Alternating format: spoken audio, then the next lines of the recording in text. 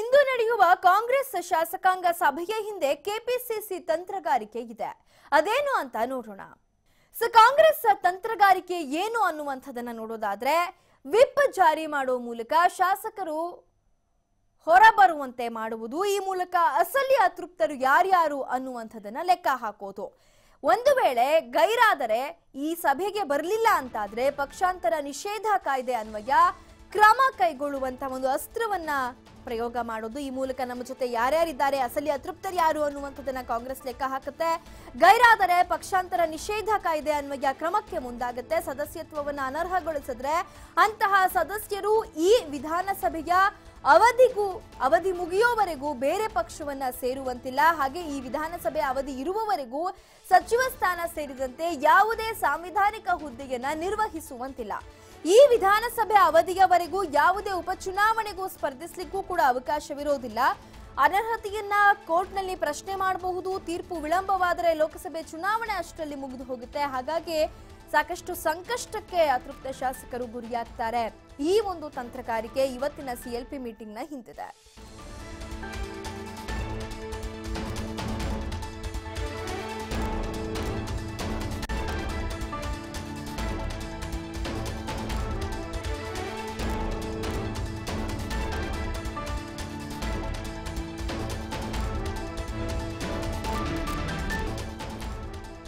ಇನ್ನು ಶಾಸಕರ ಅನರ್ಹತೆ ಬಗ್ಗೆ ಕಾನೂನು ಹೇಳೋದೇನು ಅನ್ನುವಂಥದ್ದನ್ನ ಕೂಡ ನಾವು ನೋಡಬಹುದು. ಶಾಸಕರ ಅನರ್ಹತೆ ಬಗ್ಗೆ ಕಾನೂನು ಏನ್ ಹೇಳುತ್ತೆ ಅನ್ನೋದಾದ್ರೆ, ಸಭೆಗೆ ಗೈರಾಗುವ ಶಾಸಕರನ್ನ ಸಂಕಷ್ಟಕ್ಕೆ ಸಿಲುಕಿಸಲು ಇದು ಒಂದು ತಂತ್ರ. ಪಕ್ಷಾಂತರ ನಿಷೇಧ ಕಾಯ್ದೆ ಎನ್ನುವ ಕ್ರಮವನ್ನ ತೆಗೆದುಕೊಳ್ಳಬಹುದು. ಸುಪ್ರೀಂ ಕೋರ್ಟ್ನ ಹಲವು ಆದೇಶಗಳನ್ನ ಆಧಾರವಾಗಿಟ್ಟುಕೊಂಡು ಈ ಕ್ರಮಕ್ಕೆ ಮುಂದಾಗಬಹುದು. ವಿಪ್ ಉಲ್ಲಂಘನೆಯನ್ನ ಪಕ್ಷ ವಿರೋಧಿ ನಡವಳಿಕೆ ಅಂತ ಹೇಳಿ ಪರಿಗಣನೆ ಮಾಡಲಾಗುತ್ತೆ. ವಿಪ್ ಉಲ್ಲಂಘನೆ ಆಧಾರದ ಮೇಲೆ ಸದಸ್ಯರ ಮೇಲೆ ಕ್ರಮಕ್ಕೆ ಮುಂದಾಗಬಹುದು. ಶಾಸಕರ ಸದಸ್ಯತ್ವ ಅನರ್ಹಗೊಳಿಸಲು ವಿಪ್ ಅನ್ನ ಒಂದು ಅಸ್ತ್ರವನ್ನಾಗಿ ಇಲ್ಲಿ ಬಳಕೆ ಮಾಡಿಕೊಳ್ಳಬಹುದು.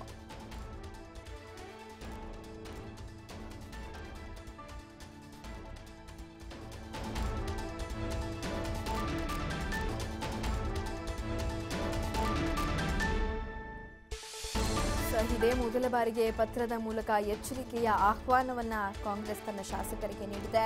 ಇನ್ನು ಒಟ್ಟಾರೆಯಾಗಿ ಶಾಸಕರ ಒಂದಷ್ಟು ವಿಚಾರಗಳಿಗೆ ಸಂಬಂಧಪಟ್ಟಂತೆ ನಾವು ನೋಡೋದಾದ್ರೆ, ಕಾಂಗ್ರೆಸ್ ಒಂದು ರೀತಿ ತಂತ್ರಗಾರಿಕೆಯನ್ನ ಇಲ್ಲಿ ಪ್ರಯೋಗ ಮಾಡ್ತಾ ಇದೆ. ಅದೇನು ಅನ್ನುವಂಥದ್ದನ್ನು ಕೂಡ ನಾವು ನೋಡಬಹುದಾಗಿದೆ. ವಿಪ್ ಜಾರಿ ಮೂಲಕ ಶಾಸಕರಿಗೆ ಹೊರಬರುವಂತೆ ಮಾಡುವಂಥದ್ದು ಮತ್ತು ತನ್ನ ಜೊತೆ ಯಾರ್ಯಾರಿದ್ದಾರೆ, ಅಸಲಿ ಅತೃಪ್ತರು ಯಾರ್ಯಾರು ಅನ್ನುವಂಥದ್ದನ್ನ ಲೆಕ್ಕ ಹಾಕುವಂಥದ್ದು ಈ ಒಂದು ಸಿಎಲ್ಪಿ ಮೀಟಿಂಗ್ ಹಿಂದಿರುವಂತಹ ಪ್ರಮುಖವಾದಂತಹ ಉದ್ದೇಶ.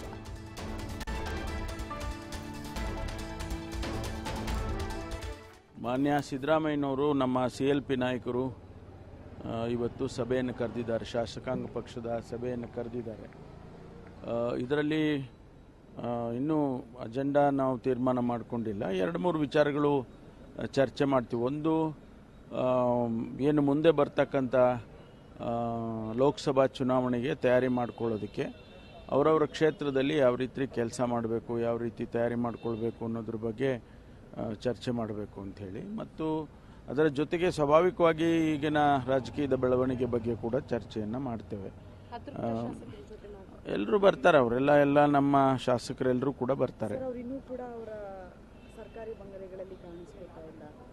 ಅಲ್ಲ, ಸಭೆಗೆ ಬರ್ತಾರೆ, ಎಲ್ಲ ನಮಗೆಲ್ಲ ಮಾತನಾಡಿದ್ದಾರೆ, ಎಲ್ಲ ಶಾಸಕರು ಮಾತಾಡಿದ್ದಾರೆ, ಅವರೆಲ್ಲ ಬರ್ತಾರೆ, ಸಭೆಗೆ ಬರ್ತಾರೆ. ಬಂದ ನಂತರ ನಾವು ಏನು ಚರ್ಚೆ ಮಾಡ್ತೀವಿ ಅದು ಅಲ್ಲಿ ಚರ್ಚೆ ಆಗ್ತದೆ.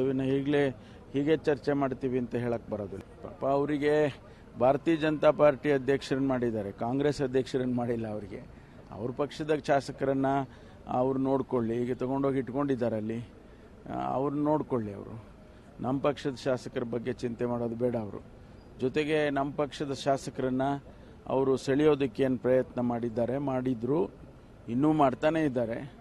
ಅದರಲ್ಲಿ ಅವರು ಯಶಸ್ವಿ ಆಗೋದಿಲ್ಲ ಅಂತ ನಾವು ಈ ಬಗ್ಗೆ ಮತ್ತಷ್ಟು ಮಾಹಿತಿಯನ್ನ ನೀಡಿದ್ದಾರೆ ನಮ್ಮ ಪ್ರತಿನಿಧಿ ಕಿರಣ ನೇರ ಸಂಪರ್ಕದಲ್ಲಿದ್ದಾರೆ. ಕಿರಣ, ಅತೃಪ್ತರನ್ನ ಕಟ್ಟಿ ಹಾಕಲು ಇದೀಗ ಕಾಂಗ್ರೆಸ್ ಬಹಳ ತಂತ್ರಗಾರಿಕೆಯನ್ನ ಪ್ರಯೋಗ ಮಾಡ್ತಾ ಇದೆ. ಸೊ ಇದು ಸಾಧ್ಯವಾಗುತ್ತಾ? ಅತೃಪ್ತರನ್ನ ಕಟ್ಟಿ ಹಾಕುವಂತ ಒಂದು ಪ್ರಯತ್ನದಲ್ಲಿ ಕಾಂಗ್ರೆಸ್ ಮೇಲುಗೈಯನ್ನ ಸಾಧಿಸುತ್ತಾ? ಏನಿದೆ ಈ ಬಗ್ಗೆ ಡೀಟೇಲ್ಸ್?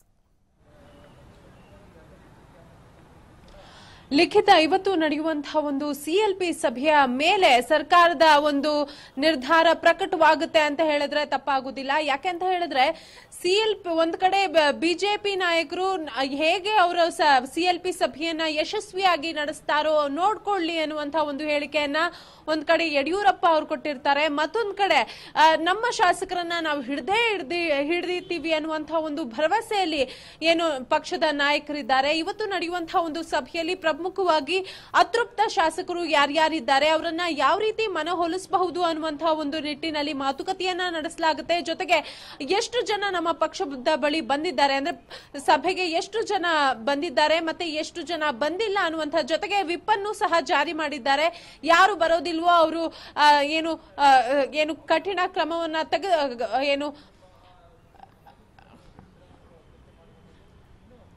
ಕಿರಣ, ಎಸ್, ಈಗ ಸಿಎಲ್ಪಿ ಮೀಟಿಂಗ್ಗೆ ಬರಲೇಬೇಕು ಅನ್ನುವಂಥ ಎಚ್ಚರಿಕೆಯ ಆಹ್ವಾನವನ್ನ ಪಕ್ಷ ಇದೀಗ ತನ್ನ ಎಲ್ಲ ಶಾಸಕರಿಗೆ ನೀಡಿದೆ. ಒಂದೊಮ್ಮೆ ಬರದೇ ಇರುವಂತ ಗೈರು ಹಾಜರಾಗುವಂತ ಶಾಸಕರ ವಿರುದ್ಧ ಯಾವ ಒಂದು ಕ್ರಮಕ್ಕೆ ಕಾಂಗ್ರೆಸ್ ಪಕ್ಷ ಮುಂದಾಗಬಹುದು, ಏನಿದೆ ಮಾಹಿತಿ ಕಿರಣ? ಲಿಖಿತ, ಈಗಾಗಲೇ ಸಿಎಲ್ಪಿ ಒಂದು ಸಭೆಯಲ್ಲಿ ಹೇಗಾದ್ರೂ ಮಾಡಿ ಶಾಸಕರನ್ನ ಹಿಡಿದಿಡಬೇಕು ಅನ್ನುವಂತಹ ಒಂದು ಕೆಲಸದಲ್ಲಿ ಕಾಂಗ್ರೆಸ್ ಮುಂದಾಗಿದೆ ಅಂತ ಹೇಳಿದ್ರೆ ತಪ್ಪಾಗೋದಿಲ್ಲ.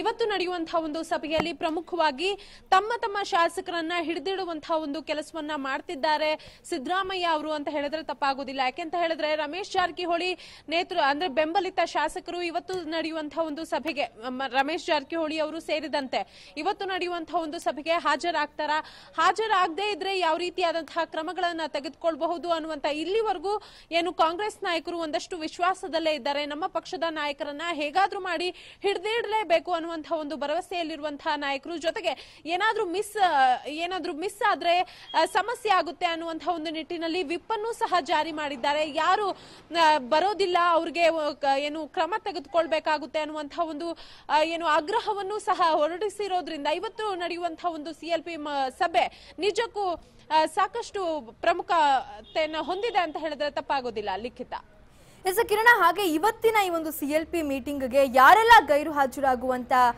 ನಿರೀಕ್ಷೆಗಳಿದೆ, ಏನಿದೆ ಇವಾಗ ಡೀಟೇಲ್ಸ್?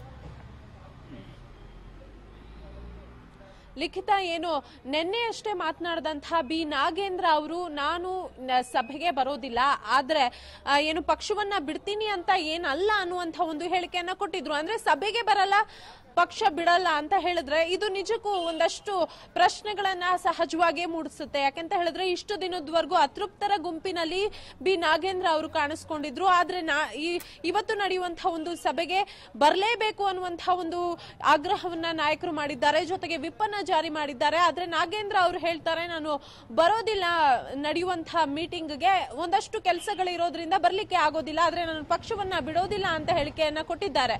ಅಂದ್ರೆ ಸಭೆ 3:30ಕ್ಕೆ ಏನು ಸಭೆ ಇದೆ, ಆ ಸಭೆಯಲ್ಲಿ ಯಾರ್ಯಾರು ಭಾಗಿಯಾಗ್ತಾರೆ, ಯಾರು ಭಾಗಿಯಾಗಲ್ಲ ಅನ್ನೋದು ಆಧಾರದ ಮೇಲೆ ಕಾಂಗ್ರೆಸ್ನ ನಾಯಕರು ನಿರ್ಧಾರವನ್ನ ತೆಗೆದುಕೊಳ್ತಾರೆ ಅನ್ನುವಂತಹ ಒಂದು ಮಾಹಿತಿ ಲಭ್ಯವಾಗಿದೆ. ಲಿಖಿತ, ಓಕೆ, ಧನ್ಯವಾದ ಕಿರಣ ಮಾಹಿತಿಗಾಗಿ.